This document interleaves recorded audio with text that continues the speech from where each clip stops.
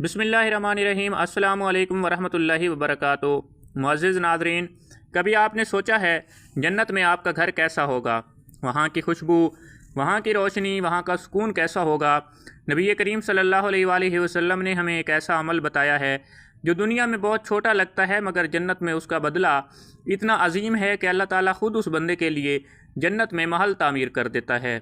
हदीस मुबारक में रसूल अकरम सल्लल्लाहु अलैहि वसल्लम ने फरमाया, जो शख्स अल्लाह ताला के लिए मस्जिद बनाता है, चाहे वो चिड़िया के घोंसले जितनी ही छोटी क्यों ना हो, अल्लाह ताला उसके लिए जन्नत में घर बनाता है। सुबहान अल्लाह। सोचिए, हम दुनिया में एक घर बनाने के लिए कितनी मेहनत करते हैं, लाखों रुपए खर्च करते हैं, मगर जन्नत का घर सिर्फ़ एक नेक नीयत और एक नेकी से मिल जाता है। अगर आपके पास मस्जिद बनाने की ताकत नहीं तो आप किसी ईंट में, किसी चंदे में या किसी नीयत में भी हिस्सा डाल सकते हैं। नीयत मुखलिस हो तो अल्लाह ताला के नज़दीक वो भी कबूल हो जाती है। नबी करीम सल्लल्लाहु अलैहि वसल्लम ने फरमाया, आमाल का दारोमदार नीयतों पर है।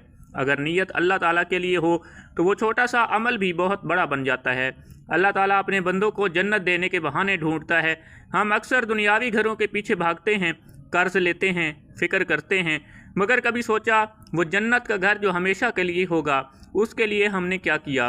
दोस्तों, जन्नत सिर्फ ख्वाहिश से नहीं मिलती, वो ईमान, नेक अमल और कुर्बानी से हासिल होती है।